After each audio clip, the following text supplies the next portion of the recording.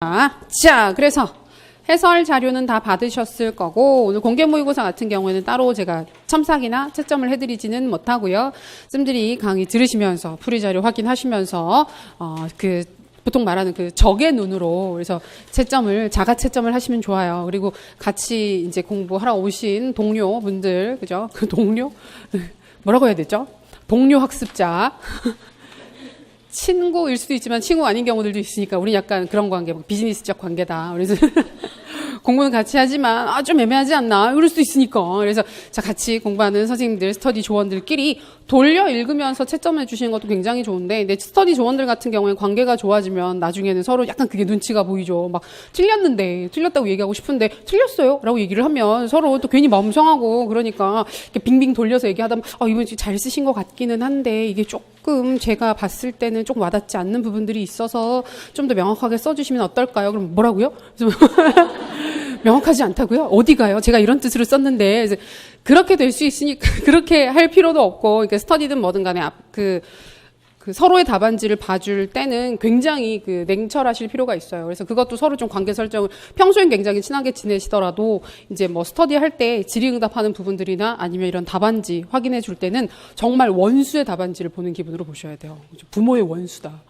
그런 기분으로, 진짜. 그런 느낌으로 보셔야 내 답안지를 볼 때도 마찬가지예요. 내 답안지는 한없이 관대해져요. 왜냐하면 답을 보다가, 특히 전공 답안지 채점하실 때, 내가 왜 이렇게 썼는지 내가 아니까. 이게 원래 사실 이렇게 고민을 했는데, 둘 중에 하나에 고민하다가 이걸 썼으니까 완전히 틀렸다고는 못 보지 않을까? 세모? 이러면서 점수 반만 주면 안 될까? 그런 생각을 하시면 안 된다고요. 원수놈의 답안지를 채점을 하시면 그렇게 하실 건가요? 아니죠. 뺄 수 있는 부분들을 다 빼겠죠.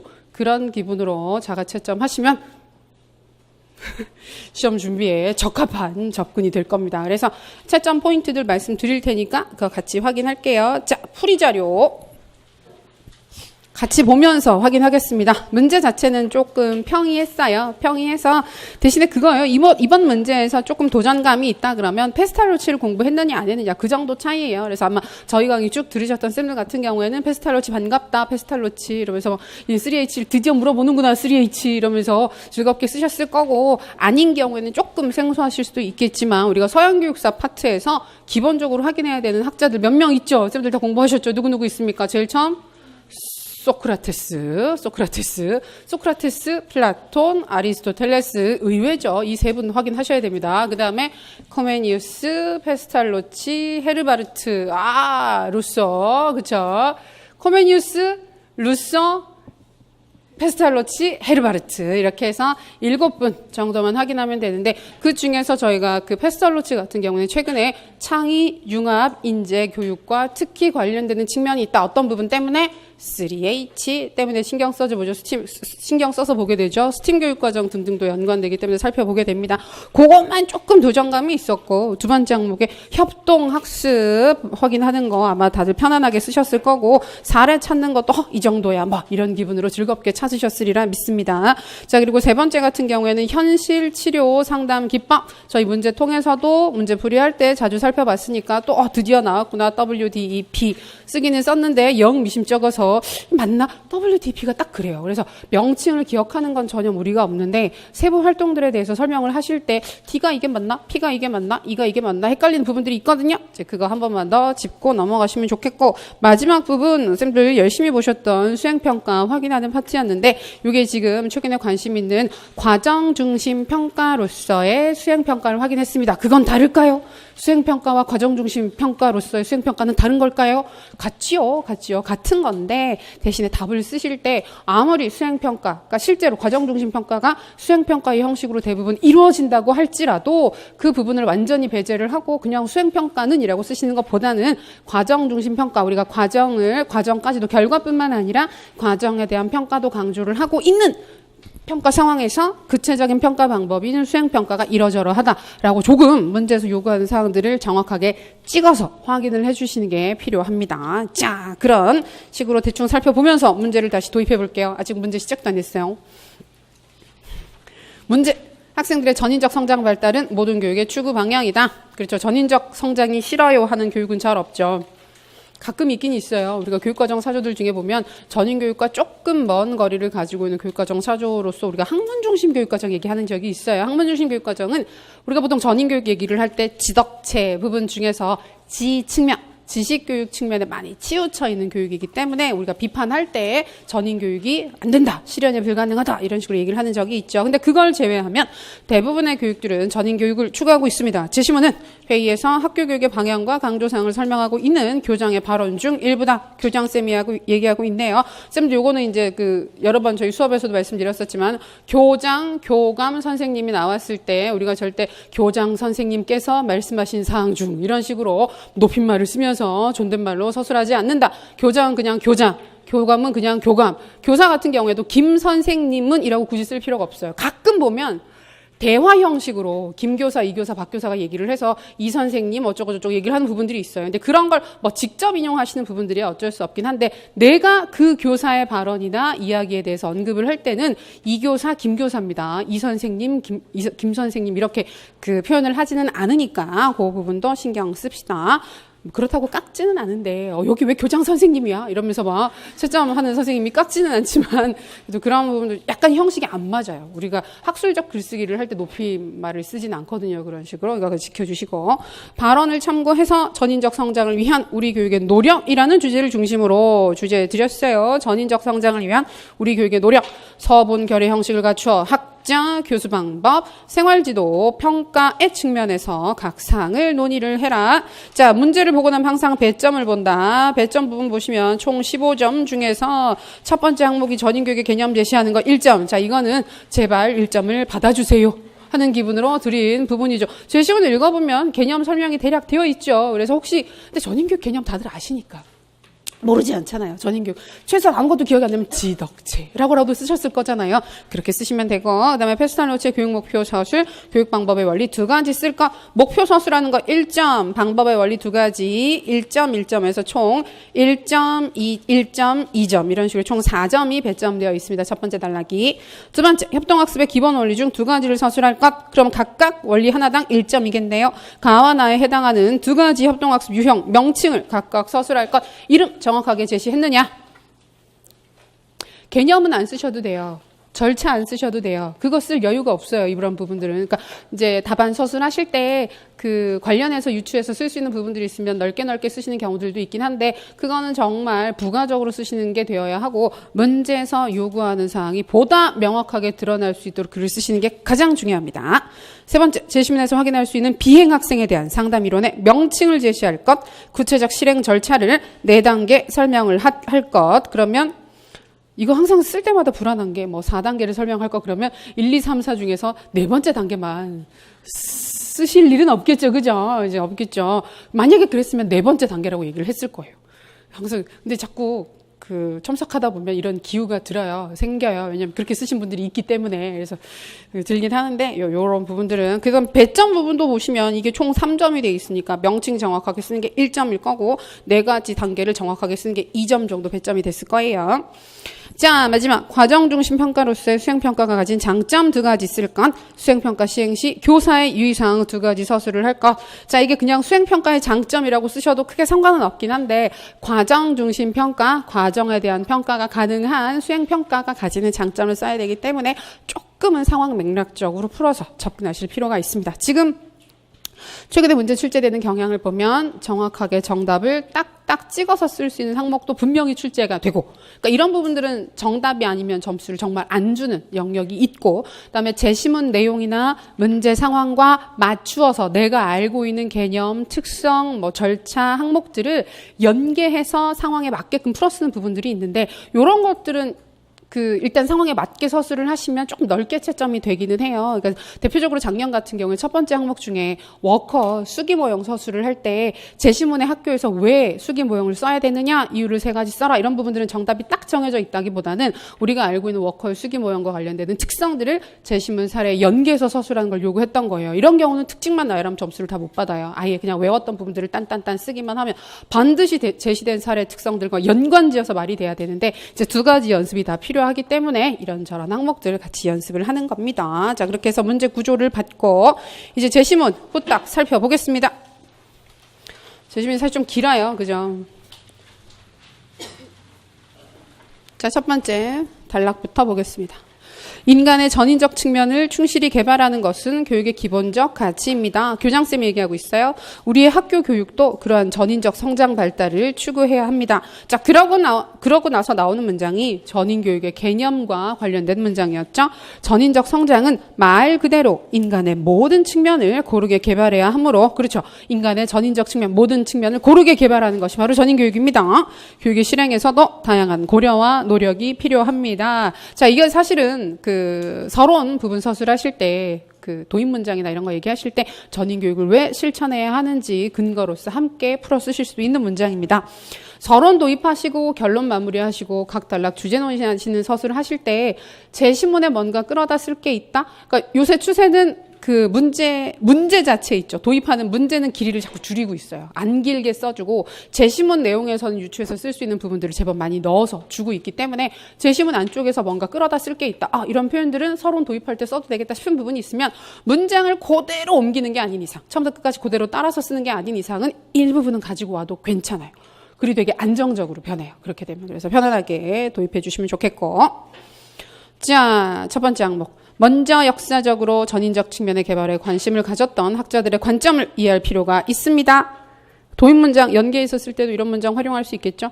페스탈로치는 노작 교육으로 널리 알려져 있는데요. 유명한 게 몇 가지 있는데 그중에 하나가 노작 교육이죠. 노작 교육을 강조하게 된 배경도 지적 측면뿐만 아니라 인간이 가진 여러 부분을 고르게 개발하기 위한 방안 중 하나였습니다. 지적, 정의적, 신체, 기능적 측면. 자, 이게 뭐예요?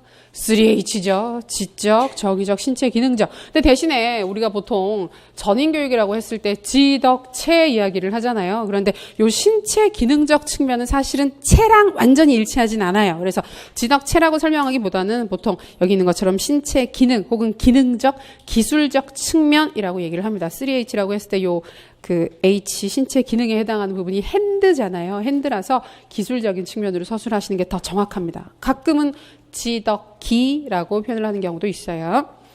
고르게 개발할 수 있는 교육의 목표를 추구해야 합니다. 그래서 페스탈로치와 관련된 부분에서 3H를 제시문에서 살짝 유추를 할 수가 있고, 그 다음에 교육의 원리를 제시하는 부분은 우리가 기억을 해서 암기하고 있는 상황에서 끌어다 써야 합니다. 자, 두 번째. 지식의 전달에서도 단지 많은 지식을 전달하는 것에 그치는 것이 아니라 내용에 대한 학습과 사회성 등의 정의적 측면의 발달이 함께 이루어질 수 있도록 접근을 해야 합니다.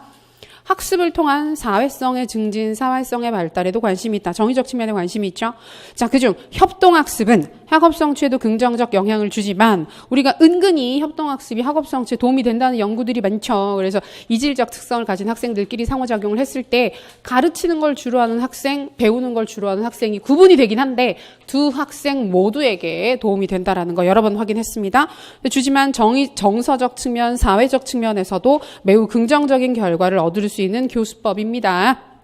특히 정서적, 사회적 측면은 늘 강조하는 포인트. 우리 오늘 올해 교육학회 자료 같이 한번 살펴보셨는데 거기에서 굉장히 반복적으로 등장하게 되는 게 협력적 학습, 협력적 교수 엄청 강조하고 있죠. 그래서 협동학습 자체가 완전히 새로운 개념이 아님에도 불구하고 지금 현재 굉장히 강조가 되는 교수 방법이기 때문에 두루두루 살피셔야 합니다. 근데 이제 본문을 읽을 때 가장 지루하죠.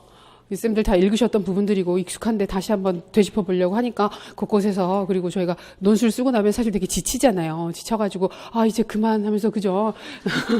이제 그만하고 싶어 이런 기분 들면 점점 이렇게 막 어딘가로 가고 싶으시고, 우리 맨날 파이나가 얘기를 하게 되는 실존적 도피, 공상의 세계로의 도피 등등 해가지고 여러 가지 실존적 문제들을 겪게 되는 시점인데 많이 피곤하시죠? 그죠?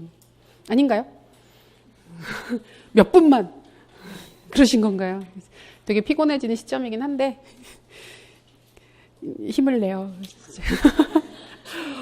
다른 어떻게 이렇게 힘이 날 만한 다른 게 없는 것 같아요. 지금 방법이 없네요. 제가 어디 있으면 뭐 빨간 모자나 파란 모자 같은 거 주워 쓰고, 그렇죠? 우리 녹색 모자 쓰면서 사고를 확장해 보자 이러면서 할 수도 있겠지만 6가지 사고 모자 기법, 그죠? 기억나시죠? 그 중에서 녹색이 창의적 사고, 수평적 사고의 확대였다, 그렇죠? 그런 거 기억나시죠? 괜찮습니다. 지금 우리 녹색 얘기 한 번 더 했으니까, 그치? 다음번에는 보시면 녹색은 기억이 나실 거예요. 녹색. 그쵸? 재밌는 얘기가 없어서 죄송하고요. 기껏 한다는 게 육색 사고 뭐 이런 거 얘기를 해서 진짜 그런 것 같아요. 그죠? 죄송합니다. 집에서도 그런 얘기를 들어요. 애가 되게 지긋지긋해요. 지긋지긋. 저희는 되게 애랑 얘기할 때 분위기를 보면 되게 그거 같다고. 구체적 조작기 아동들 같다고. 그래서 애도 구체적 조작기, 어른도 구체적 조작기. 그래서 얘기를 할 때, 대화를 할 때 쌍방향적인 대화가 잘 되지 않고 다 지할 말만. 그래서 그 집단적 독백 있잖아요. 그래서 대화를 하는 듯 보이지만 다 지할 말만. 오늘 학교에서 이런 일이 있었는데요. 막 얘기를 하면 상호 나는 이런 일이 있었는데 이러면서 서로 지지 않고 얘기를 하는 좋지 못한 분위기죠. 즐겁게 해야 되는데 죄송하고. 자, 이어서 협동학습 얘기하고 있었습니다. 자, 두 번째 줄 오른쪽 끝. 학생들이 주체가 되어 적극적으로 상호작용하는 협동학습을 통해 전인적 성장을 도모할 수 있습니다. 자, 앞에서 얘기했던 것처럼 지적인 측면과 특히 정의적 측면에 있어서 활동을 유발할 수 있다. 자, 이렇게 해서 협동학습 대략적인 얘기는 확인을 했는데 협동학습에서 주로 활용되게 되는 원리 혹은 협동학습을 실행하게 되는 주요 원리에 대해서는 이 부분을 읽어서는 알 수가 없어요. 결국 그 요구했던 두 가지 항목은 내가 암기하고 있던 부분이 있어야 답을 정확하게 쓸 수 있는 부분이었고요. 가와 나는 사례를 확인해 보겠습니다. 자, 가. 향상 점수를 기반으로 해서 우리가 향상 점수 가지고 점수 계산하고 보상하는 거 몇 가지 알고 있죠. 대표적으로 STAD가 있고 또 뭐가 있을까요? 직소2가 있죠. 원래는 TAI도 거기에 포함되긴 하는데 일반적으로 저희가 일반 교육학에서 TAI는 아주 널리 쓰지는 않아요. 왜냐하면 교과 특성을 좀 타요. TAI 같은 경우는. TAI는 쓰는 조건 자체가 한 학급 내에서 학습자들의 성취 수준 차이가 굉장히 많이 나는 교과들일 때, 수준 차가 많이 날 때, 수준이든 기능의 차이든 많이 날 때 학생들끼리 수준별 학습을 좀 촉진할 수 있는 협동학습 기법으로 TAI를 많이 얘기를 하고, 그걸 제외하면 그 향상점수, 기대점수라는 개념 자체가 들어가는 교수기법, 협동학습 기법은 STAD 아니면 직소2 정도를 떠올리시게 됩니다. 마저 확인해 보면 소집단의 전체 구성원이 집단의 성공에 평등하게 기여할 수 있는 기법이 특히 효과적이라고 합니다. 자, 요거는 향상 점수 때문에 생기는 특성입니다. 이런 방법 중 집단 구성원의 구체적 역할 분담은 없는, 역할 분담이 명확하게 없다. 자, 직소2는 역할 분담이 있어요, 없어요? 있어요. 직소 모형은 1이든 2든 3든 4든 우리 4까지 있죠. 근데 뭐가 됐든 간에 역할 분담이 있어요. 각자가 담당하는 과제가 분리가 되기 때문에 전문가 집단 활동을 할 때 이미 활동 역할 자체가 구분이 되잖아요. 그런데 STAD 같은 경우에는 넌 이걸 맡아, 난 이걸 맡을게. 이런 식으로 구분되는 부분이 없어요. 그냥 공통으로 학습을 한 상태에서 그걸 연습하는 과정을 함께 진행을 하기 때문에 선생님이 시키지 않았지만 사실은 자연스럽게 가르치는 학생과 좀 더 많이 배우는 학생으로 구분이 되기는 하지만 과제나 역할이 명확하게 구분되는 거로는 볼 수 없기 때문에 여기에 있는 것처럼 역할 분담은 없는 공동 학습 구조를 취하고 개인의 성취, 집단적 성취를 모두 보상받을 수 있는 방안을 많이 활용할 수 있습니다. 그럼 STAD 같은 경우에는 기본적으로는 집단 보상이죠. 팀 보상을 원칙으로 하는데 보통 최고 수행 학생에게 대해서는 개인적 보상도 있다라는 부분이 있어서 개별적, 집단적 보상을 다 받을 수 있습니다. 자, STAD 찾았지요? 자, 또한 나입니다. 스스로 선택한 과제를 중심으로 소집단 활동을 하고, 자, 스스로 선택한 과제를 중심으로 소집단 활동을 하는 걸 우리가 몇 가지 확인을 했어요. 최근에 7, 8월 수업에서도 한 번 더 확인을 했었는데 뭐가 있죠? GI 집단 탐구법이 있었고, 코옵이라고 하게 되는 그 협력적 활동, 그 어깨동무 학습이라고 하는 코옵 모형이 있습니다. 근데 둘 다 굉장히 비슷하다 그랬어요. 굉장히 비슷한데 차이가 뭐다? 굳이 구분을 하자면 코옵 모형 같은 경우에는 후반부에 다면적 평가를 실시한다. GI 모형은 나머지 부분에 있어서는 큰 차이가 없는데 GI 같은 경우 보통 고차원적인 사고 능력의 획득을 중요한 키워드로 제시를 한다. 그래서 주의 등의 개념, 인본주의적 학습법 등등을 주요 키워드로 강조를 하게 되는데 지금 제시된 사례에서는 스스로 선택한 과제를 중심으로 소집단 활동을 하고 소집단 구성원과 교사, 전체 학급 동료들로부터 다면적 평가를 받는 기법이라고 얘기를 하고 있기 때문에 요거는 코옵 모형으로 확인할 수 있겠습니다. 괜찮죠? 쉽게 파악이 되셨죠? 이런 거 찾으면 되게 기분 좋죠. 뿌듯해가지고 드디어 내가 외운 티가 나는구나. 그래서 기쁘고 한데 또 돌아서면 그쵸, 헷갈리고. 최근에 봐서 좀 괜찮긴 했지만, 그럴 수 있습니다. 자, 그래서 두 가지를 찾았고, 이제 상담. 그리고 생활 지도에 큰 노력이 필요합니다. 특히 최근 청소년들이 심각한 범죄를 저지르는 등 생활상의 여러 문제들이 나타나고 있습니다. 학교가 보다 적극적으로 그런 문제를 개선할 수 있도록 노력해야 할 텐데요. 자, 생활지도 중에서도 지금 문제를 저지른 비행 청소년, 비행 학생 얘기를 하는 거예요. 한 번 문제를 저질렀던 학생들이 다시 그러한 실수를 범하지 않도록 올바른 삶의 방식을 선택할 수 있는 방식을 방식 두 번 겹쳤네요. 죄송해요. 방식을 가르쳐 주어야 할 것입니다. 자, 이거는 이제 우리가 비행 청소년 지도할 때 많이 얘기가 나오는 부분인데 청소년들 같은 경우에는 되게 사고의 폭이 좁고 극단적인 사고를 하는 경향이 있어서 잘못을 저지르고 나면 어린 학생들 같은 경우에 괜찮습니다. 어린 학생들 같은 경우에 내 인생은 끝났어. 이렇게 해서 굉장히 결정론적으로 생각을 하고 내가 한번 나쁜 짓을 했기 때문에 앞으로도 계속해서 더 나쁜 짓을 할 거야, 하게 될 거야 라는 식으로 운명론적, 결정론적인 사고를 하는 경향들이 있더라. 근데 그렇게 하지 않도록 도와주는 거. 그래서 이어서 나오는 내용들이 실수를 다시 범하지 않도록 하게 만드는 게 중요하다 그러죠. 그래서 인간은 욕구를 가진 존재다. 근데 그 욕구 자체를 없애지는 못한다 그러잖아요. 그래서 그 욕구를 활동과 생각을 통해 바람직한 방식으로 통제를 하거나 혹은 바람직한 방식으로 충족시킬 수 있다면 그렇게 할 수 있기 때문에 이것을 전제로 현실적이고 책임감 있다. 오, 키워드 보이죠? 현실적이다, 책임감 있다, 그리고 공정한 해결 방안을 찾는 것이 이거 뭐예요? 현실성, 책임감, 공정성. 3R. 그래서 이 부분에서도 3R이네. 현실 치료 기법이지. 라고 답을 바로 찾으실 수 있는데 현실 치료 기법은 고질적인 문제가 하나 있어요. 우리가 이건 쓸데없는 얘기일 수도 있어요. 괜히 얘기를 해서 쌤들이 앞으로 헷갈리실 수도 있는데 히읗으로 시작하는 비슷한 명칭이 하나 있어요. 해결 중심 상담 기법이 있어요. 이상하게 헷갈려요. 두 개가. 그래서 히읗 하면서 그렇게 현실 치료인데 현실 치료를 쓰셔야 되는데 해결 중심 상담 쓰시는 경우도 있고 반대 경우도 많아요. 해결 중심 상담을 써야 되는데 현실 치료지. 이렇게 쓰고 세부 사항 설명은 정확하게 쓰신 경우들이 있거든요. 구제의 여지가 없습니다. 그런 경우는 아무리 세부 설명이 맞아도 찾아 쓰라고 하는 경우는 제시문의 주요 사항에 대한 설명이 대부분 있어요. 기본 개념을 찾을 수 있는 그 설명이나 아니면 특성을 찾을 수 있는 내용들이 나와 있는 상태에서 명칭을 쓰는 거라서 세부 설명은 당연히 맞아요. 그 제시문에 근거를 해서 쓰기 때문에. 근데 명칭이 틀렸다. 근데 그거 많이 질문하시거든요. 명칭은 틀렸는데 세부 내용이 맞으면 부분 점수 받을 수 있나요? 받을 수 있는 게 있고 없는 게 있는데 이런 경우는 못 줘요. 줄 수가 없어요. 그렇게 주면 다 줘야 돼요. 진짜 끝이 없어요. 그래서 이런 경우는 조심하셔야 합니다. 그래서 여기에서는 현실 치료 기법, 글래서의 현실 치료 기법을 찾았고, 자, 구체적으로 실현하는 방법은 우리가 잘 알고 있는 WDEP 연결해서 확인하시면 되겠죠. 자, 마지막 항목.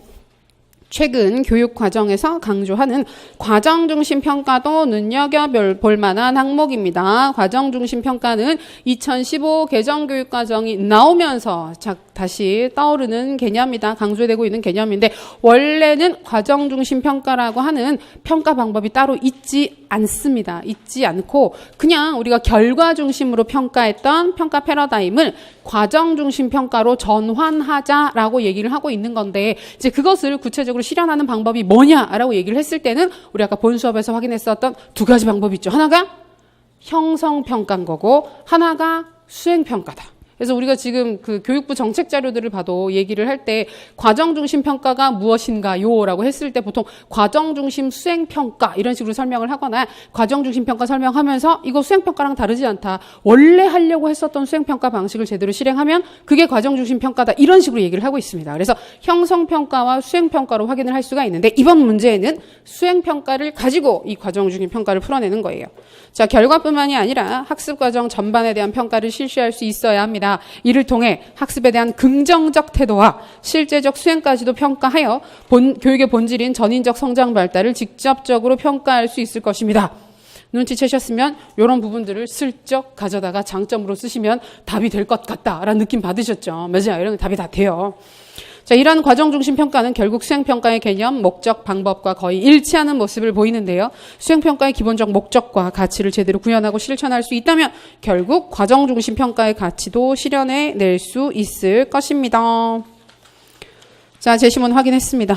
그러니까 이번에 살펴봤던 문제가 아까도 말씀드렸던 것처럼 페스탈로치를 제외하면 되게 친숙한 주제들이에요. 우리한테 협동학습도 열심히 보셨고, 그다음에 그 생활지도 파트에서도 생활지도 상담 이론들 두루두루 살펴보시기는 하는데, 그 중에서도 우리가 현실치료 같은 경우에는 다른 것들보다 좀 더 키워드가 명확하게 드러나는 모형 중에 하나거든요. 그것도 많이 보셨을 것이고, 수행평가 같은 경우에는 정말 열심히 보셨죠.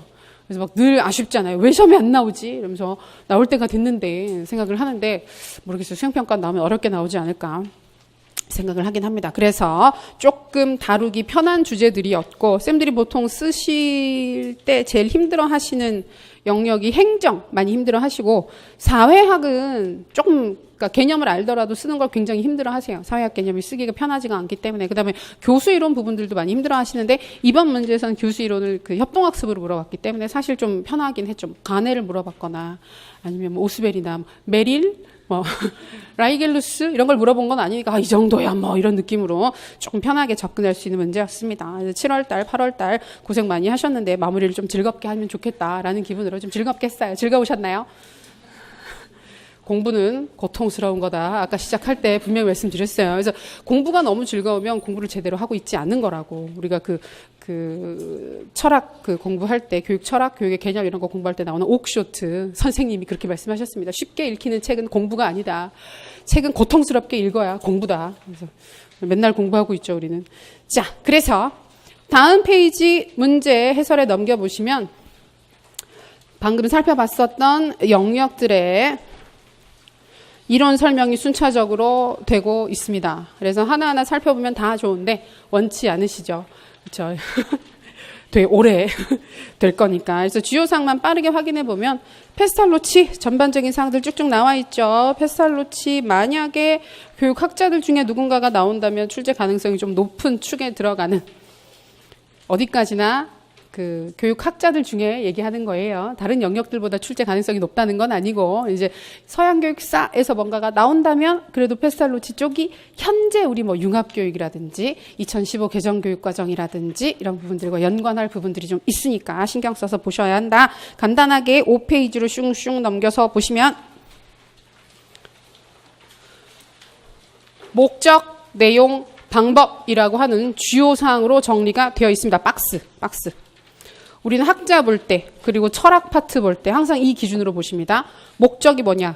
그래서 뭘 가르치느냐? 그래서 어떻게 가르치느냐? 그래서 목적, 내용, 방법뿐만 정리해 두시면 헷갈리지 않고 확인하실 수 있는데, 자, 페스탈로치 교육 목적, 인간 도야를 통한 사회개혁. 자, 그 방법으로 인간의 모든 능력, 즉 3H의 조화로운 개발을 추구한다. 요 정도 암기하죠? 이번 문제에서 요구했던 것도 이겁니다. 두 번째, 교육 내용, 무엇을 가르친다? 직관의 3요소 수형어. 직관의 3요소가 수형어입니다. 숫자, 형태, 언어가 우리가 외부 대상을 직관적으로 받아들이기 위해서 필요한 기초 지식, 기초 능력이 되기 때문에, 요새 말로 하면 역량이에요. 역량이 되기 때문에 수형어에 대한 학습이 주된 교과 내용이 되어야 한다.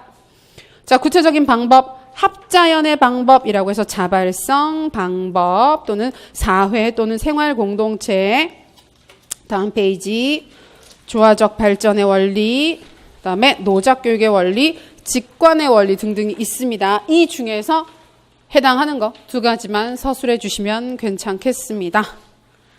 페스탈로치도 그렇고 뭐 루소도 그렇고 그런 주요 학자들 공부하실 때 목적, 내용, 방법으로 정리해 두시면 큰 무리가 없다. 자, 이어서 협동학습 나오네요. 협동학습 하면 출제가 됐었는데 지금처럼 뭐 몇몇 그 키워드들이 강조되는 분위기에서는 협력적인 교수, 협력적인 학습 너무너무 강조하고 있기 때문에 이 협동학습 다시 한번 나올 가능성이 충분히 있습니다. 7페이지 보시면 협동학습 개념부터 나와 있죠. 괄호 1번 꼭 기억해 두시고, 이게 지금 편집이 이상하게 밀렸는데요. 굉장히 중요하게 확인할 수 있는 거, 괄호 4번 이번 문제에서 요구했었던 거, 협동학습의 원리. 그리고 이걸 원리라고도 하는데 어떤 자료들이나 어떤 교재들을 보면 특성이라고 설명할 수도 있어요. 왜냐하면 협동학습은 이런 특성들을 다 가지고 있어야 된다. 이런 모습들이 다 나타나야 한다라고 설명을 하기도 하기 때문에 요 5가지 원리, 협동학습이라는 개념을 제일 처음 만들었던 이 존슨과 존슨이라고 하는 두 학자, 그때 말씀드렸죠. 둘이 형제라고. 두 분이 형제입니다. 형제라서 한 분이 교육과정학자고 한 분이 교육심리학자고.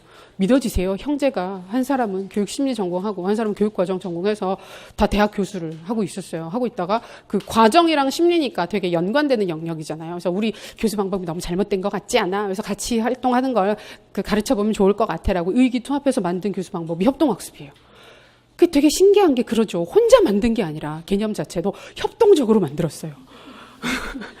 그 형제들이 보통은 사이가 좋은 경우도 있지만 보통 어렸을 때는 형제들 되게 사이 안 좋잖아요. 서로 막 죽일 듯이 막 쟤만 없으면 내가 밥을 두 그릇 먹을 수 있는데 이런 기분으로 늘 산단 말이에요. 근데 결국은 두 명이 같이 연구를 해서 만들어낸 개념이 같이 공부하는 게 좋다라고 하는 협동학습이라는 게 되게 재밌죠. 그래서 이게 딴 게 중요한 게 아니라 제일 처음 협동학습이라는 개념이 나올 때 그 두 학자가 초반에 제시한 협동학습은 최소한 요 5가지 조건이나 특성들은 갖추어줘야 된다라는 주장을 한 거예요. 그래서 요 5가지는 외우는 부분이에요. 우리가 암기를 해야 돼요. 첫 번째 긍정적 상호의존성, 그리고 세 번째 나오는 개별 책무성. 요 2가지가 가장 중요하다. 대면적 상호작용, 사회적 기술, 집단 과정은 같이 보기는 하는데 그 2개만큼 중요하진 않아요. 이 2가지가 가장 중요해요. 긍정적 상호의존성. 자, 집단의 성공을 위해, 그러니까 개개인이 집단의 성공을 위해서는 자신뿐만 아니라 동료도 성취를 해야 나와 너 모두가 성공을 할 수 있기 때문에 서로 도움을 주고받아야만 한다. 그러니까 서로 도움을 주고받지 않으면 개인과 집단의 성공이 다 나타날 수 없는 구조를 가져야 한다. 그게 긍정적 상호의존성. 그리고 세 번째는 개별 책무성. 개별 과제를 숙달해야 되는 책임이 각 학생들한테 있다. 개별 과제들에 대한 책무성을 학생 하나하나가 다 가지고 있다. 그러니까 서로 의존도 해야 되는데 내가 맡은 과제에 대해서는 내가 책무를 반드시 다해야 된다라고 하는 것도 큰 조건이 됩니다. 이 2가지가 메인 그 원리가 되는 거고, 대면적 상호작용은 가급적 얼굴을 맞대고 상호작용을 해야 되는 거. 근데 이 대면적 상호작용은 우리가 왜 요새 좀 덜 얘기를 하느냐 하면 학습 방법이 변화되고 기술이 발달됨에 따라서 꼭 얼굴을 맞대고 대면적 상호작용을 안 해도 학습을 하는 경우가 있어요. 협동학습. 쌤들 온라인 스터디 많이 하시죠? 얼굴을 맨날 맞대고 하시나요? 안 맞대는 게 그쵸 더 좋기도 하죠. 아침에 일어나서 바로 스터디 나가려고 그러면 일단 세수도 하고 그래야 되는데 우리가 그냥 핸드폰이나 이런 걸로 할 때는 그냥 일어나서 하기도 하잖아요. 전화로 할 때는 그쵸 되게 이렇게 그 몰골이라고 해야 되나? 그래서 꼴이 말이 아닌 상태에서도 할 수 있잖아요. 굉장히 편하죠. 그래서 요새는 그 정보통신 기술의 발달로 그 모바일 러닝이나 아니면 이러닝을 통해서 이런 그 대면적 상호작용을 대체할 수 있는 방법도 있기도 합니다. 그다음에 사회적 기술, 협동적 노력에 성공하기 위해서 집단 내 갈등 관리, 의사결정, 효과적 리더십, 능동적 청취 등 다양한 사회적 기술이 전제되어야 한다. 이거는 뭐 쌤들 팀 프로젝트 생각해 보시면 쉽게 아실 수 있을 거예요. 과제가 문제가 아니죠. 그래서 불러 모으는 것부터가 문제잖아요. 그래서 그런 부분들 사회적 기술. 집단 과정은 집단 구성원의 노력과 행위에 대한 토론과 평가가 필요하다. 모든 과정 자체가 집단적으로 이루어지는 거기 때문에 그 집단적 활동에 대한 토론이나 확인이나 뭐 평가 등등이 필요하다. 이 5가지 명칭 꼭꼭 기억해 두시고 뭐 아무거나 쓰라고 할 수도 있긴 한데 방금 얘기했던 것처럼 딱 찍어서 뭘 물어본다 그러면 긍정적 상호의존성, 그 다음에 개별 책무성 부분을 물어볼 가능성이 가장 높아요. 신경 써서 보세요. 자, 그런 부분들 확인해 두시고 그 다음에 이제 주요 기법들 이제 9페이지부터 따다단 나오고 있어요. 이 부분들은 우리가 잘 알고 있는 좀 중요 모형들 중심으로 확인을 하시는 게 필요한데 직소는 직소2 중요하죠. 그러니까 중요한 게 다르게 중요한 게 아니라 협동학습이든 뭐든 교수 방법 다 똑같아요. 내가 교사 입장에서 학교에서 수업을 한다고 했을 때 쓸만한 모형인가? 쓸만한 모형일수록 중요한 모형이에요. 출제 가능성이 높다고 보시면 돼요. 그럼 협동학습 모형 중에서 쓸만한 모형이려면 어떤 조건이 필요할까요? 쓰기가 편해야 돼요. 너무 어렵고 복잡하면 안 돼요. 쓰기가 편해야 되고 또 다른 조건 하나.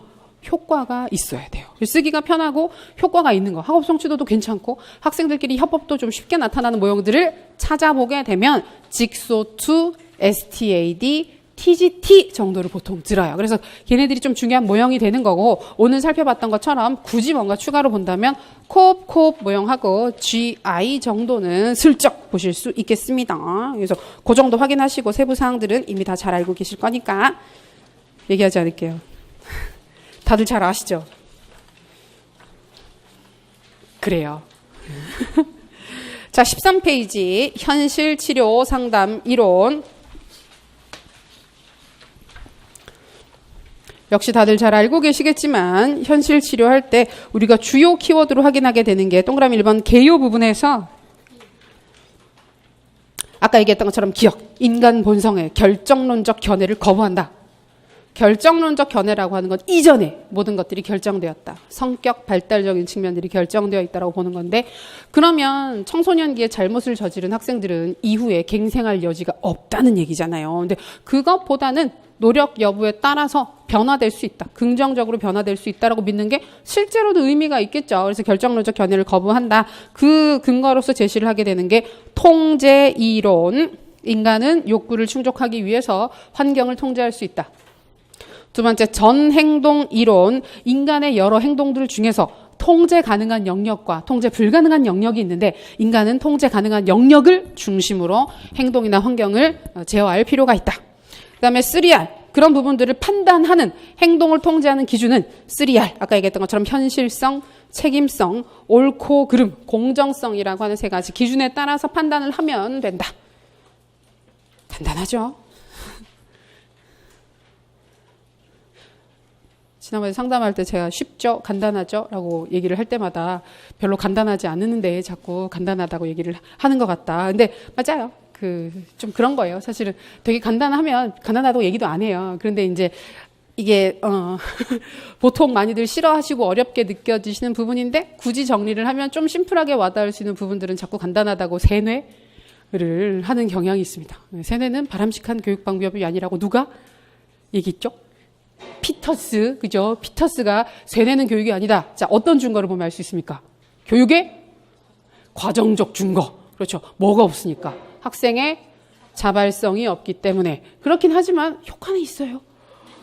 그렇죠. 효과는 있어요. 어차피 우리가 하는 공부는 이미 내재적 목적이 아니라 외재적 목적을 중심으로 이루어졌기 때문에 피터스쌤 와서 보시면 지금 왜 다들 교육학 공부를 하고 계신가요? 교육학 시험 준비를 하기 위해서입니다. 그러면 엥 하고 돌아서 나가실 거예요. 어차피. 그러니까 우리는 어차피 기준에 충족시키지 못하기 때문에 괜찮습니다. 자, 그렇게 해서 통제 이론, 전행동 이론, 그 다음에 3R이라고 하는 매개 개념을 보시면 현실 치료 기법이라고 하는 거 찾으실 수 있고, 혹시 세부사항의 특성 쓰실 때도 이런 맥락의 이야기가 있으면 명칭 찾아서 쓰실 수 있도록 기억하시면 좋겠습니다. 그 정도 보시고, 그 다음에 이걸 구체적으로 실현하는 절차가 14페이지 후반부에 원래 이제 현실치료 기법이라고 하는 건 글래서가 만든 이론인데 WDEP라고 하는 구체적인 절차는 우볼딩이라고 하는 학자와 함께 만들게 됩니다. 그래서 가끔 우볼딩의 WDEP는 이렇게 물어보기도 해요. 근데 그게 틀린 게 아니라 우리가 글래서, 우볼딩 다 같이 얘기할 수 있다. 대신에 현실치료 기법 얘기하면서 우볼딩 얘기를 하진 않아요. 현실치료는 항상 글래서 건데 구체적인 실천 방안인 WDEP는 우볼딩 이렇게 얘기를 하긴 합니다. 자, WDEP, 바람, 지시와 행동, 평가, 계획과 활동. 요 절차가 우리가 보통 생각하는 절차랑 와닿지 조금 딱 안 떨어지는 부분들이 있어서 명칭은 기억하시는데 세부 활동은 정확하게 기억 못 하시는 경향이 있기는 해요. 자, 바람. 내담자가 자신의 욕구를 탐색한다. 욕구가 중요하죠. 인간은 욕구를 가진다. 근데 그 욕구를 억제를 해야 된다는 얘기를 하는 게 아니에요. 이 이론 자체는. 우리가 그런 거 있잖아요. 맨날 청소년기의 비행을 얘기를 해보게 되면 제가 맨날 사례로 든 게 그거잖아요. 문방구 가서 지우개 훔치는 거 얘기를 하잖아요. 제가 그런 일을 했던 건 아닙니다. 절대 그런 과거가 있어서 말씀드리는 건 아닌데 지우개를 좋아하기는 해요. 좋아하긴 하는데 특별히 그러진 않아요. 저걸 훔치지 않으면 견딜 수가 없어 이런 기분을 느끼진 않아요. 근데 만약에 예를 들어서 어떤 학생이 계속해서 학교 문방구에 가서 계속 지우개를 훔치는 거예요. 계속 지우개를 보이기만 하면 자꾸 훔치는 거예요. 그랬을 때 이 학생한테 네가 진짜 원하는 게 뭐냐? 지우개냐? 끝도 없이 많은 지우개냐? 수많은 지우개냐? 뭘 그렇게 지우고 싶으냐? 이런 식으로 물어봤다고 했을 때 얘가 진짜 원하는 게 지우개일 수도 있는데 지우개가 아닐 수도 있어요. 그 지우개를 훔침으로써 주변에서 받는 관심이라든지 야, 너 또 지우개 훔쳤어. 대단하다. 몇 개째니? 그래서 그러면 한 500개 되나? 이러고 있으면 되게 어깨 힘이 으쓱하게 올라가고 그래서 친구들한테 또 자랑하고 싶고 그럴 수도 있어요. 친구로부터의 인정이나 관심을 받고 싶어서 지우개를 훔치는 걸 수도 있어요. 그래서 진짜 원하는 게 무엇인지 욕구를 확인하게 되는 것이 첫 번째 W, 바람, 욕구의 탐색입니다. 그러면 두 번째 지시와 행동은 네가 파악한 그 욕구, 네가 원하는 욕구 충족을 위해서 현재 무엇을 하고 있느냐. 보통은 이게 비행 청소년들을 대상으로 해서 확인을 하는 거기 때문에 현재 하고 있는 욕구 충족 행위는 틀렸을 가능성이 높아요. 방향이 틀렸을 가능성이 높아요. 그래서 아까 그 사례에서 저는 친구들한테 관심을 받고 싶어요. 친구들이 좀 더 나를 좋아해 줬으면 좋겠고 나랑 더 많은 얘기를 했으면 좋겠어요. 근데 그걸 충족시키기 위해서 지금 뭘 하고 있니? 지우개를 훔쳐요. 라고 얘기를 하고 있으면 그게 거기까지 확인하는 거예요. 난 지금 넌 뭘 하고 있어? 지우개를 훔쳐요. 이게 지금 지시와 행동을 확인하는 겁니다. 그러고 나서 평가를 해보는 거예요. 스스로. 그럼 네가 친구들한테 사랑받기 위해서 지우개를 훔치는 게 타당한 행동이냐? 어떻게 생각하냐? 이상한 것 같아요. 제가 생각해도 지우개를 훔치는 건 좀 이상한 것 같다. 그러면 앞으로 어떻게 할래? 이게 마지막 P예요. 계획과 활동. 실패 행동을 성공적으로 바꾸는 구체적인 계획을 수립해봐라. 그러면 친구들한테 관심을 받기 위해서 지우개를 훔치는 거 말고 뭘 하면 친구들한테 관심을 받을 수 있을까? 지우개를 줄까요? 친구들한테 나눠주면 어떨까요? 너는 왜 그렇게 지우개에 집착하는 거야? 지우개가 좋을 수도 있지. 그래서 자기가 좋으니까 그죠? 이 좋은 지우개를 친구들한테 나눠주면 친구들이 얼마나 좋아할까 생각할 수도 있지 않아요? 쌤들 지우개 안 좋아하세요? 보통 좋고 싫고가 없는 대상이죠. 지우개. 근데 그런 거, 저 수업 때도 얘기했지만, 그런 거 친구들 지우개 빌려줬는데, 내가 아끼고 있었던 뾰족한 부분으로 지우면 되게 속상하지 않냐고. 또 그런 마음은 있지 않으세요? 아껴놨는데, 하얀 부분이었는데, 시커멓게 더러워져서, 그죠? 뭉뚱해져서 오면 되게 속상하죠. 그게 중요한 게 아니라, 그래서, 그런 게 아니라 친구들한테 뭐 좀 더 친절하게 대할게요. 뭐 친구들이랑 할 수 있는 재미있는 활동들을 제가 더 생각해 볼게요. 뭐 이런 식으로 친구 입장에서 생각해 볼게요. 이런 식으로 행동을 바꾸게 되면 과거에 저질렀던 잘못을 더 이상 저지르지 않고 올바른 행동을 할 수가 있을 것입니다. 좋습니다. 집에 가다가 지우개 사야 되겠어요. 지우개를 너무 많이 했어요, 오늘. 요즘 지우개가 신기한 게 되게 많이 나오더라고요. 그래서 되게 신기한 거 많아요. 그래서 아까 얘기했던 것처럼 뾰족한 부분 집착하는 사람들이 되게 많으니까 모서리가 엄청 많은 지우개 있죠. 있어요. 모서리가 되게 많아요. 되게 입체적으로 생겨서 되게 조그만한 그 모서리들이 안에 들어갔다 나왔다 해가지고 그게 이런 얘기 해도 되나? 그 고쿠요라고 하는 문방구 브랜드가 있는데 거기서 되게 재밌는 것들 많이 나오거든요. 나오는데 너무 비싸서 하나에 한 3,000원 정도 하더라고요. 요만한 지우개 하나에. 그래서 물론 기쁘긴 한데 이렇게까지 해야 되나. 그래서 아직 못 사고 있습니다. 다음에 꼭 살 거예요. 자, 그 다음에 수행평가예요. 수행평가는 아직 출제가 안 됐기 때문에 저희가 정말 두루두루 살펴봐야 돼요. 어떤 부분을 어떻게 물어볼지 몰라요. 그래서 기본 개념은 당연히 기억하셔야 되고 1번에 나와 있는 거. 동그라미 1번. 학생 스스로가 자신의 지식이나 기능을 나타낼 수 있도록 산출물을 만들거나 행동으로 나타내거나 답을 작성 또는 구성하도록 요구하는 평가 방식이다. 학생 스스로의 참여, 적극적인 활동을 굉장히 강조하고 있어요. 그리고 많이 나오는 질문이 대안적 평가, 참평가, 포트폴리오 평가, 직접 평가 등등 해가지고 수행평가랑 유사한데, 비슷한데 개념 구분이 필요한 항목들을 제시하고 있어요. 이 중에서 조금 우리가 그 문제가 될 만한 부분은 참평가. 대안적 평가는 전통적 평가 말고 요새 새롭게 실시하는 모든 평가가 대안적 평가입니다. 포트폴리오 평가는 우리가 일반 교육학에서는 포트폴리오를 독자적인 평가 방법으로 보는 경우도 있지만 수행평가의 구체적인 실행 방안으로 더 많이 봐요. 그리고 직접 평가는 간접적인 평가가 아니라 직접 해당하는 행동에 대해서 평가를 한다. 그래서 직접 평가인데 수행평가는 가급적이면 직접 평가의 형식을 띠는 게 바람직하다고 얘기를 하기는 해요. 똑같은 개념은 아닌데 수행평가는 직접 평가의 형식으로 실시하면 좋다. 이런 식으로는 얘기를 합니다. 자, 문제가 되는 참평가 보시면 수행 과제들이 실생활의 문제와 직접적으로 관련된다는 점에서 참평가라는 개념을 쓴다. 무슨 말이냐 하면 그 참평가는 개념이 실제적 과제를 중심으로 하는 평가를 참평가라고 하죠. 우리 참평가 어디서 공부하십니까? 아이즈너, 그죠? 아이즈너 공부하실 때 아이즈너는 참평가를 강조했는데 왜 실제적 과제를 중심으로 평가를 실시해야 된다고 주장을 했기 때문에 자, 수행평가는 실제적인 장면에서 수행 부분을 직접 평가를 하고 싶어 하기 때문에 과제의 성격이 실제적이면 좋아요. 근데 모든 수행평가가 모두 다 실제적인 과제를 매개로 해서 이루어지지는 않지만 이제 실제적인 과제를 매개로 실시하면 좋으니까 참평가의 성격을 어느 정도 띠고 있다고 얘기는 할 수 있습니다. 근데 두 개가 완전히 똑같은 건 아니에요. 참평가는 다른 조건이 필요 없어요. 실제적 과제밖에 없어요. 근데 수행평가는 실제적 과제 외에도 다른 특성들을 많이 가지고 있죠. 실제로 수행을 했으면 좋겠고 전인적 성장 발달이 있었으면 좋겠고 다른 조건들을 복잡하게 가지고 있기 때문에 완전히 똑같은 개념으로 보기는 어렵습니다. 그 정도로 파악해 두시면 되겠고요. 수행평가의 필요성 부분들은 우리가 얘기 많이 하죠. 이거 따로 확인해 보시고 특징 부분들도 비슷비슷하긴 한데 확인해 보시고 구체적인 방법들은 두루두루 보셔야 돼요. 얘는 쓰라고 할 가능성도 있지만 16페이지의 수행평가의 방법 쓰라고 할 수도 있지만 요런 사례들을 보여주면서 지금 여기서 쓰고 있는 평가 방법이 뭐야? 라고 물어볼 수도 있어요. 포트폴리오, 그쵸. 저희 최근에 한번 확인했던 적도 있었죠. 모의고사에서. 세부적으로 살펴보시고. 그러고 나서 바로 18페이지로 넘어가 보시면, 괄호 6번, 수행평가의 장점. 7번, 수행평가의 문제점. 주의점이랑 문제점은 같진 않아요. 같진 않은데, 문제점이랑 주의점 연관해서 설명하시는 경우들도 있어요. 자, 장점 먼저 보겠습니다. 평가 영역 확대 어디까지? 정의적, 행동적 영역도 평가할 수 있다. 뭐가 된다는 얘기죠? 전인적 평가가 가능하죠. 지덕체 동시에 확인할 수 있으니까. 이번 문제 같은 경우에는 전인적 교육, 전인 교육을 강조하고 있었기 때문에 전인 교육을 실천하기 위한 가장 적합한 평가 방법이 뭐냐? 수행 평가로 찾으실 수도 있습니다. 그다음에 학생의 다양성이 평가 과정에서 고려 대상이 될 수 있다.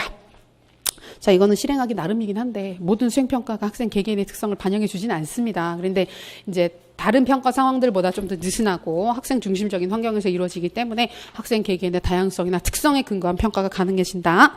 그다음에 세 번째, 평가, 교수 학습이 통합된 형태로 운영될 수 있다. 요거 조금 중요합니다. 그리고 요게 지금 이번 문제에서 확인했던 것처럼 과정 중심 평가의 개념이랑도 연관이 돼요. 쌤들 수행평가 많이 해보셨죠? 근데 수행평가 같은 경우에도 보면 보통 언제가 중간중간에도 하기는 하는데 대부분 중간고사, 기말고사 볼 때 그 언저리에 수행평가를 보통 같이 많이 실시하죠. 그래서 수행평가 중간고사 성적이 같이 반영되고 뭐 일부 교과들 같은 경우 수행평가랑 지필이랑 더해가지고 점수 산출하기도 하고 이렇게 하잖아요. 그런 식으로 운영을 하는데 원래 이상적으로 운영되는 수행평가 같은 경우에는 특정 평가 기간에 그걸 시행하기보다는 과정 안에 교수 학습을 하는 활동 안에 자연스럽게 스며들어가서 활동을 하면서 배우고 그 배우는 과정에서 평가도 같이 실시하는 그런 평가들을 강조해요. 그리고 이제 평가 과정을 통해서 수행평가 자체를 수행하면서 이전에 몰랐던 것들을 또 추가적으로 배우는 것들도 있고 그래서 평가 자체가 가지는 교수 학습 기능이라든지 이런 부분들을 같이 강조하고 있기 때문에 여기 지금 평가와 교수 학습이 통합된 형태로 운영될 수 있다라고 하는 게 과정 중심 평가로서의 수행평가의 큰 장점이 될 수 있습니다. 그리고 실제 상황에서의 달성 여부, 수행을 통해서 확인할 수 있으니까. 타당도를 확보할 수 있다. 우리가 수채화를 잘 그리게 하고 싶으면 제일 그 수채화를 잘 그리는지 잘 못 그리는지를 확인할 수 있는 가장 직접적인 방법은 뭘까요?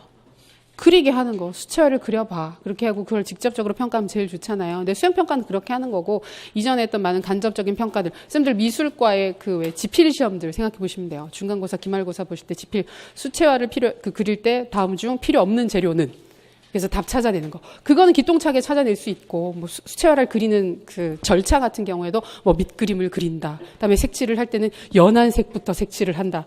근데 이제 내가 실제로 수채화를 그릴 때는 그걸 몰라서 못 그리는 게 아니죠. 그래서 밑그림도 그리고, 왜 이러지, 그림이? 그래서 그리고 연한 색부터 분명히 칠하고 있는데, 결과는 보면 손으로 그렸는지 발로 그렸는지 알 수 없는 그림들이 나오잖아요. 그래서 그런 경우는 실제적인 수행과 이제 간접적인 평가의 괴리 등등이 나타나는 거기 때문에 실제 상황에서의 달성 여부를 알 수 있다라고 하는 것도 큰 장점으로 제시를 합니다. 장점 기억해 두시고, 근데 방금 말씀드렸던 것처럼 만약에 이런 부분들이 출제가 되면 그냥 외워서 쓰라고 하는 부분들도 있겠지만 문제 상황, 구체적인 사례 상황 등을 보여주면서 이 상황에서 이걸 적용을 할 때 특별히 우리가 확인할 수 있는 장점은 뭘까? 단점은 뭘까? 이런 상황 맥락적으로 물어볼 가능성들이 좀 높아요. 그러면 제시문을 쌤들이 읽으실 때 사실 되게 대충대충 읽으시는 경우들이 있죠. 뭐 찾으라고 하면 막 이게 뭐지 하고 보는데 그냥 대화나 내용들 같은 게 별 신경 안 쓰고 보시는 경우들도 많거든요. 작년 시험에서 그렇게 답 쓰셨던 분들이 많아요. 근데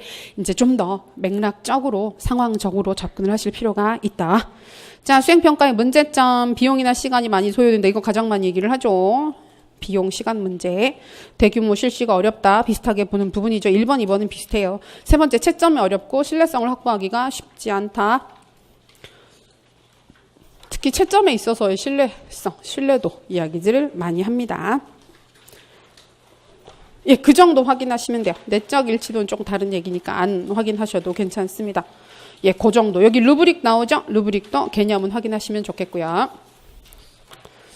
자, 그래서 21페이지 보시면 우리가 지금까지 살펴봤던 부분들을 중심으로 예시 개요 구성을 해봤습니다.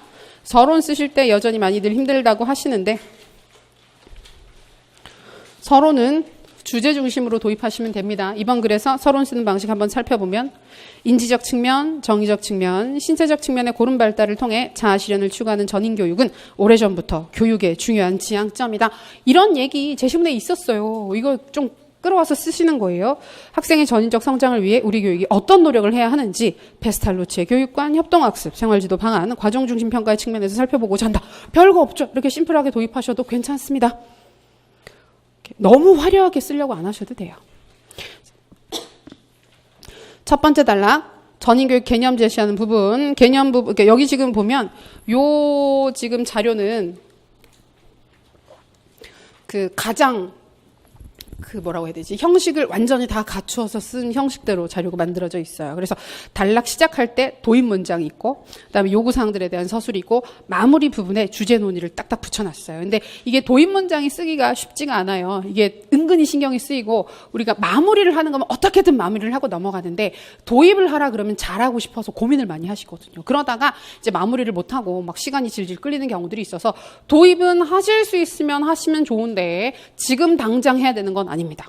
어느 정도 내가 키워드를 80% 이상 암기를 했고 문제를 봤을 때 이건 이런 문제지 이런 식으로 전체적인 구조가 좀 잘 들어오면 도입 문장 쓰는 건 어렵지 않아요. 그때 되면 충분히 연습하셔도 되니까 조금 후반부에 연습하실 때 신경 쓰시면 좋겠고 여기 있는 거 참고만 해서 보시면 좋습니다. 그래서 보통 도입 문장은 개별 소주제와 큰 주제가 왜 연결되는지를 짧게 타당화해 주면서 시작을 하고 그다음에 요구사항에 대해서 바로 서술을 하시는 거예요. 전인교육 개념 우리 아까 봤던 거 그다음에 페스탈로치 교육 목표, 인간성 개발 또는 도덕적, 지적, 신체적 능력의 조화로운 개발 또는 3H 다 괜찮습니다.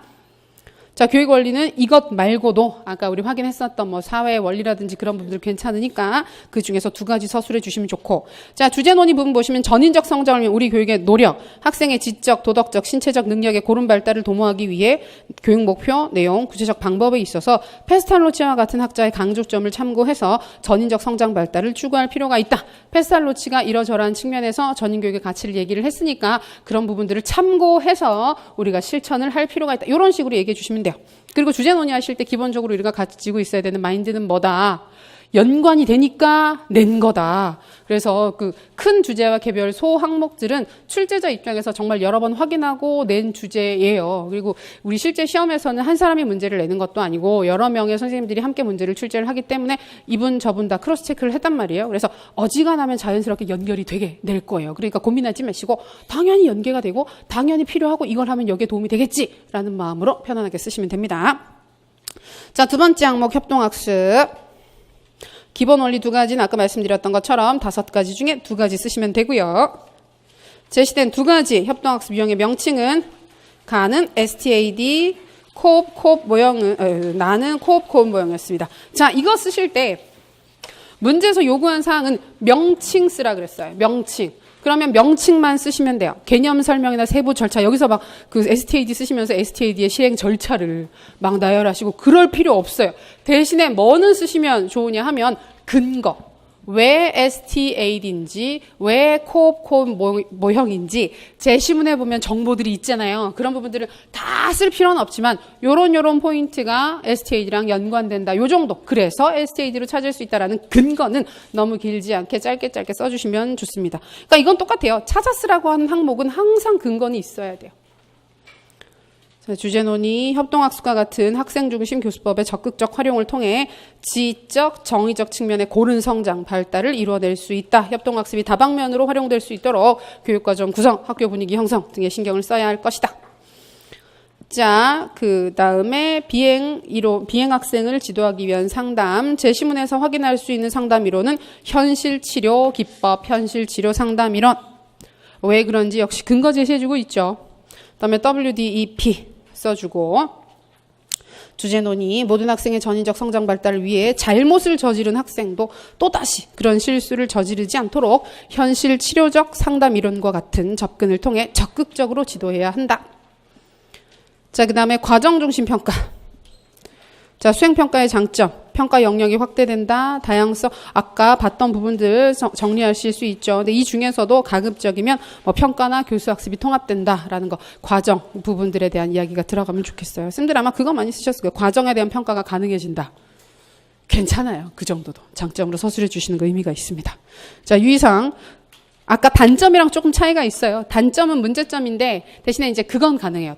유의점 대신에 단점을 쓰시면서 요런 문제점이 있을 수 있기 때문에 그런 문제가 생기지 않도록 주의해서 뭘 해야 된다. 이렇게 쓰시면 유의점이 돼요. 근데 단점만 쓰는 건 유의점은 아니에요, 사실.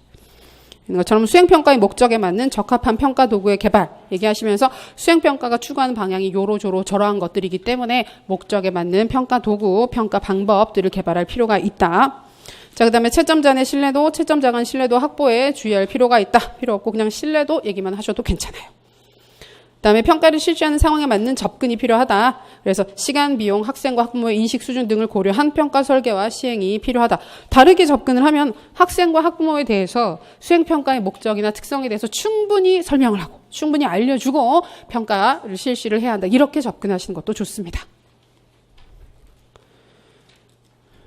자, 주제 논의는 뭐 지적 성취로 대표되는 결과적 측면뿐 아니라 학습을 하는 과정에 대한 평가, 실제적 수행에 대한 평가를 추구하는 과정 중심 수행 평가를 적극 활용하면 전인적 성장 발달을 이루어낼 수 있을 것이다. 로만 해도 좋고 이 어려운 것들을 시행하기 위해서 교사 전문성 신장이 필요하니까 특히 평가 전문성 신장을 위해서 노력해야 할 것이다. 자, 결론 볼게요. 전인교육의 개념, 그리고 패스알로치의 전인적 교육 목표, 원리, 협동학습의 원리와 다양한 실천 방안, 현실치료 기법에 근거한 생활지도 방안, 과정중심 평가로서의 수행평가의 실행을 살펴보는 것은 그냥 살펴보았다라고만 해도 되는데 그럼 다들 또 너무 직설적이지 않나? 라고 싫어하셔서 한번 돌려봤어요. 실행을 살펴보는 것은 학생들의 전인적 성장 발달에 긍정적 영향을 미칠 수 있다라고만 하면 좋을 텐데 너무 길게 썼죠. 미칠 수 있는 우리 교육의 노력을 확인하기 위해 필요한 사항들이다. 제가 썼는데 이건 좀 많이 구질구질해요. 그래서 이거는 우리 교육의 노력이다라고만 써도 될 것 같아요. 단지 똑똑한 학생을 길러내는 것이 아닌 인간의 모든 측면에 있어서의 완전하고 균형 잡힌 성장을 추구하는 전인교육은 현재 우리 교육의 중요한 과제다. 우리 교육은 교육의 목적 이해와 교수 및 생활지도, 평가의 영역에 걸친 지속적 노력을 통해 전인교육의 가치를 실현해야 한다. 이렇게 정리할 수 있습니다. 그러니까 이번 문제에서는 전인교육이라는 테마를 가지고 접근을 했는데 전인교육이 아직 안 나왔어요. 근데 전인교육도 우리가 별거 아니게 보는 영역이긴 하지만 문제 출제하는 사람들 입장에서는 출제하신 분들 입장에서 당연히 알고 있지 않나? 라고 생각을 할 만한 주제 중에 하나입니다. 그래서 그 큰 주제 영역으로 확인하실 필요가 있고 보통 세부 개념으로 출제가 된다 그러면 우리가 지덕체 말고 얘기할 게 없죠. 전인교육 얘기를 하게 되면. 그래서 보통 저희 수업에서 확인하게 되는 게 전인교육을 실천하는 구체적인 방법을 영역별로 제시를 해서 우리가 교육과정 운영면에서는 어떻게 실천을 할 것이냐. 그럼 뭐 잠재적 교육과정, 인간중심 교육과정 얘기를 하게 되고 교수 방법에서는 어떻게 실천을 할 것이냐. 학생 중심적인, 학생 참여적인 활동들 많이 얘기를 하게 되는 거고 평가는 어떻게 할래. 그다음에 뭐 생활지도는 어떻게 할래. 이런 영역별로 좀 구분이 되죠. 그래서 그런 사항들은 좀 더 같이 세부적으로 살펴보시면 좋겠습니다. 일단 최근에 이야기가 될 법한 주요 중구제 중심으로 확인을 했으니까 오늘 살펴봤던 부분들 아마 대부분 잘 쓰셨겠지만 방금 봤던 부분들이 공통적으로 그거예요. 쓰는 건 누구나 써요. 이 정도 나오면 누구나 써요. 그리고 편하게 쓸 수 있는데 대신에 키워드가 정확하게 정말 딱딱 맞게 들어가느냐 하게 되면 조금씩 애매하고 아쉬운 부분들이 생길 수 있는 파트들이기 때문에 그런 세부적인 사항들 한 번 더 확인하는 기회가 되면 좋겠습니다. 오늘 여기까지 할게요. 고생하셨습니다. 고생하셨습니다. 파이팅. 질문 있으시면 오시고요.